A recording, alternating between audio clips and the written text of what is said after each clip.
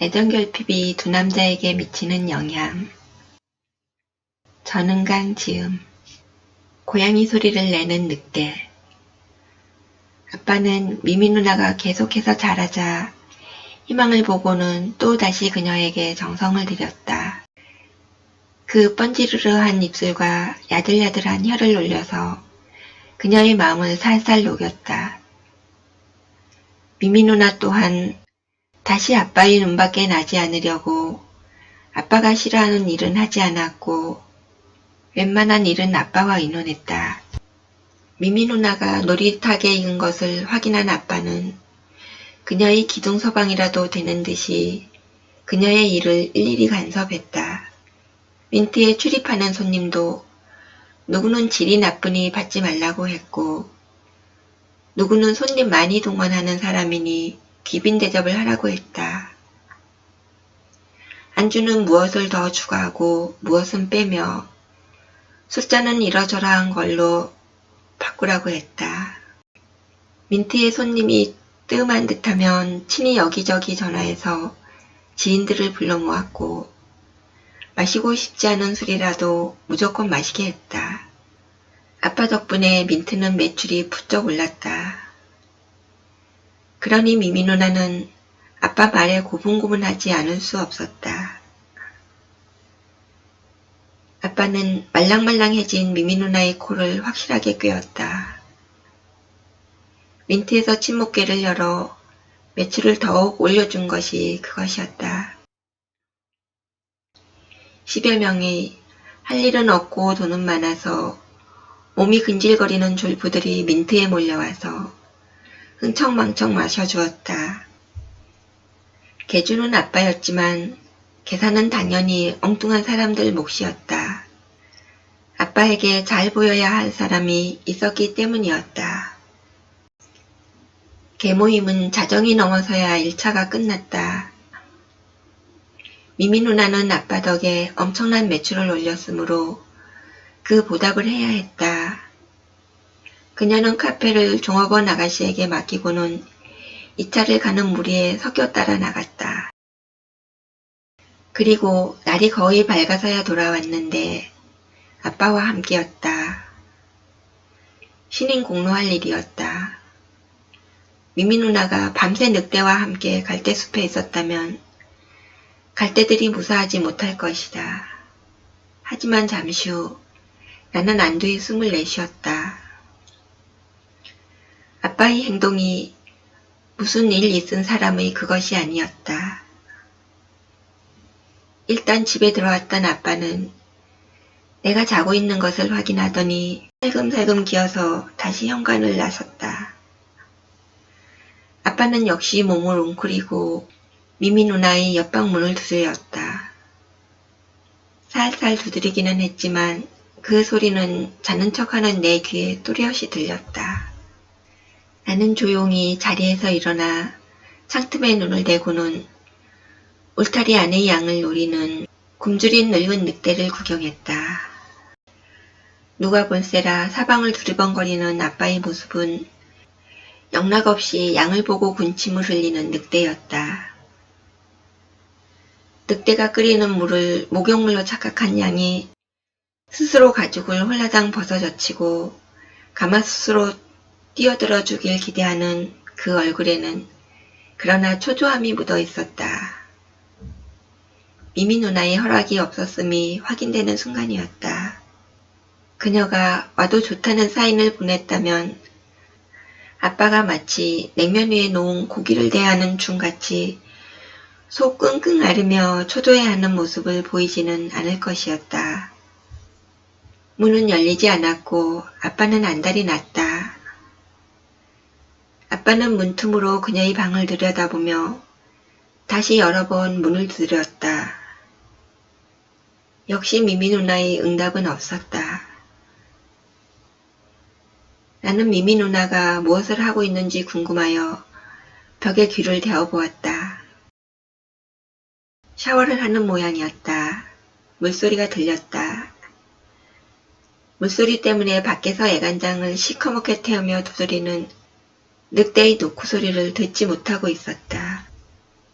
늑대는 더욱 몸이 달았다. 문만 열리면 그 풍요로운 꽃잎에 얼굴을 묻고 미친 듯이 꿀물을 빨 수 있을 것이건만 문은 열릴 낌새가 보이지 않았다. 안달이 난 늑대가 작전을 바꾸었다. 늑대는 우우우 울지 않았다. 고양이처럼 울었다. 고양이도 아니고 고양이와 쥐 교합으로 태어난 고양쥐처럼 고양이 울음 비슷하기는 하지만 고양이 같지는 않은 소리를 쥐야옹 쥐야옹 하고 냈다. 나는 고양쥐처럼 우는 늑대를 처음 보았다. 발전기가 되면 늑대가 모두 고양쥐처럼 우는 모양이다. 고양쥐처럼 우는 늑대는 그러나 양의 응답이 없자 다시 제법 큰 소리로 찌야옹 울었다.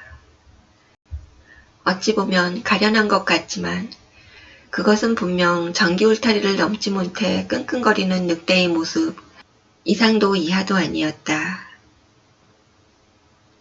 보다 못한 나는 창가 화분에 놓인 짱돌 하나를 집어들었다. 나는 소리나지 않게 살며시 창을 열었고 아빠를 겨누어 힘껏 짱돌을 던졌다. 아빠가 아야! 짧고 낮게 소리치더니 내 쪽을 돌아보았다. 나는 얼른 몸을 뒤로 빼서 아빠가 보지 못하도록 했다. 아빠는 곧 포기하고 집으로 돌아왔다. 저녁에는 미미 누나가 밥을 사겠다면서 나와 아빠를 불러냈다. 아빠에게 어려운 부탁이 있기 때문인 듯 했다. 뭘 먹죠? 보리밥 좋아하세요? 미미 누나가 아빠에게 말했고 보리밥 좋지? 하고 아빠가 찬둥했다. 현이는? 미미 누나가 내 의사를 물었다. 보리밥은 질색이다. 점잖은 사람이 보리밥이라니. 나는 솔직히 미미 누나같이 예쁜 여자가 보리밥을 먹고 방귀를 불불 끼어대는 광경을 상상하기 싫다. 하지만 물주인 그녀가 먼저 먹자고 한 것을 얻어먹는 내가 싫다고 하는 것은 주제넘는 짓일 듯 했다. 그래서 나는 그러죠 라고 대답했다. 아빠는 보리밥집을 향해 걸어가면서 옛날 어려운 시절에 먹던 보리밥의 추억을 말했다. 감자와 보리밥, 호박잎에 된장을 발라서 쌈 싸먹는 그 맛을 떠올리며 미리 군침을 삼켰다. 아빠는 미미 누나 마음을 거의 잡았다고 확신했기 때문인지 몹시도 들뜬 표정이었다. 나는 그런 아빠가 부러웠다.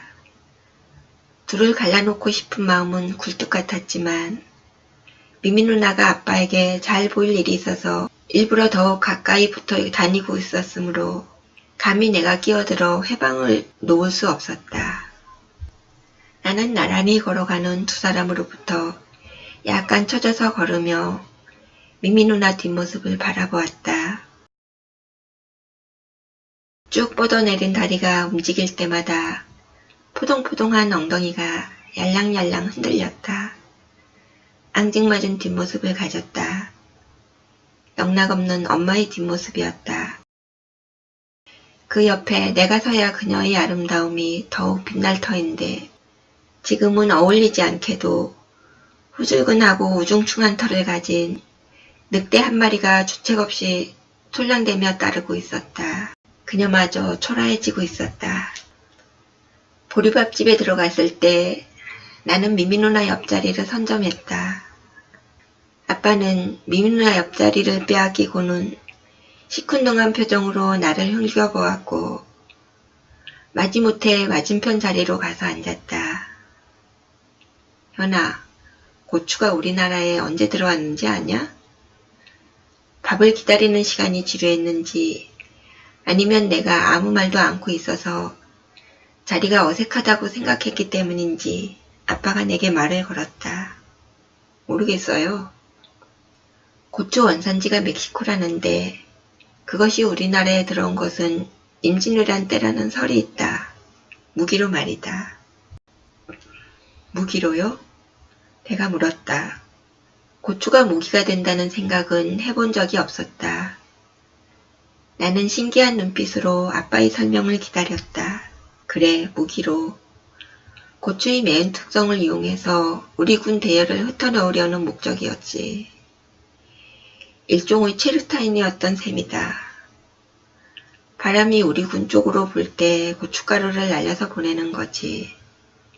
그때 쳐들어온 외놈들이 씨가 섞인 고춧가루를 마구 뿌려대며 돌아다녀서 여기저기서 고추나무가 자라게 되었고, 전후의 인민이 먹을 것이 없다 보니 그 매운 열매나 맡아서 먹게 되었다는 얘기다. 그럴듯한 설이었다. 나는 그렇군요 라며 고개를 끄덕였다. 그럼 보리쌀이 어떻게 우리나라에 들어오게 되었는지는 아냐? 그것도 무기로 들어온 건가요? 물론이지. 아빠는 고개를 크게 주걱거렸다. 쉽게 이해가 가지 않는데요. 보리쌀이 어떻게 무기가 될 수 있죠? 땅에 뿌려서 저기 밟고 미끄러지게 했나? 자칙이라는 놀이를 알겠지?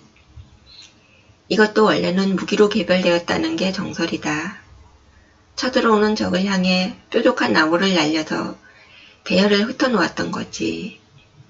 이 보리쌀도 그런 방어용 무기로 쓰였던 모양이더라. 사록에 기록된 것은 없지만 보리쌀은 아마 세계 최초의 총알이었을 거고, 우리 민족은 세계 최초로 총을 사용한 민족이었을 게야. 우리 민족의 이대성은 여기서도 증명되지. 보리쌀이 총알이라니 정말이에요? 그럼 정말이고 말고. 정확한 시기가 언제인지는 모르겠지만 옛날도 아주 오랜 옛날인 삼국시대에 삼국 중에서도 고구려에서 있었던 일일 게다. 수십만 대군의 중원군사가 쳐들어오자 우리 조상들은 마땅한 방어 무기가 없어서 무척 고심했지. 그런데도 그때마다 능히 적을 무찔렀던 것은 다 이 보리쌀 덕이었다. 보리쌀이 그렇게 대단한 무기였단 말이에요? 변경으로부터 중원군사가 쳐들어온다는 보고가 올라오면 보리총 부대장은 일단 소속 병사들을 굶겼다. 그리고는 보리쌀을 살짝 쪄서 약간 딱딱한 상태인 채로 병사들에게 지급했어. 이 보리밥을 받아든 보리총 부대 병사들은 적이 쳐들어오는 길목 협곡에 매복해서 보리밥을 먹으며 적을 기다리지. 너도 알겠지만 이 보리밥을 먹으면 방귀가 얼마나 나오냐. 그렇지만 그들은 방귀를 뀌면 그 자리에서 처형을 당했다.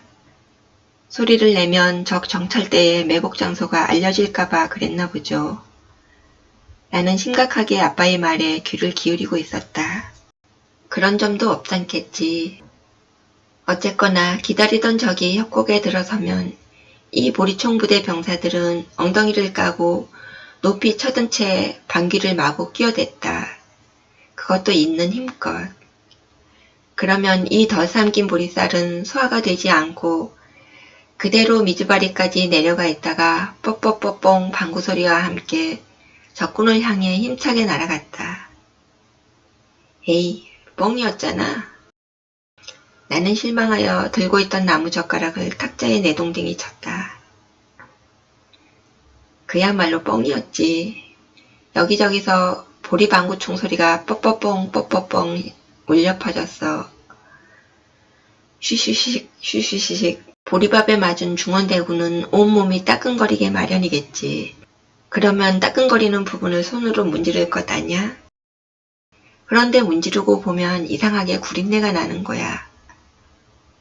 그 구린내가 역겨워서 중원군은 구역질을 하고 또 토하기도 했지. 이 구토라는 것이 또 얼마나 사람을 힘들게 하냐. 그 때문에 절로 힘이 빠진 중원군은 우리 군사와 싸울 엄두도 내지 못하고 돌아오곤 했다는 전설이다. 나는 아빠가 실없이 장난쳤음을 알고는 입을 삐죽거렸다. 아빠의 거짓말에 내가 감쪽같이 속았다. 미미 누나 또한 아빠의 박식함에 찬사를 보낼 준비를 하고 있다가 엉뚱한 결론이 나자 실망하는 표정이었다. 하지만 재미있다며 호호호 웃었다.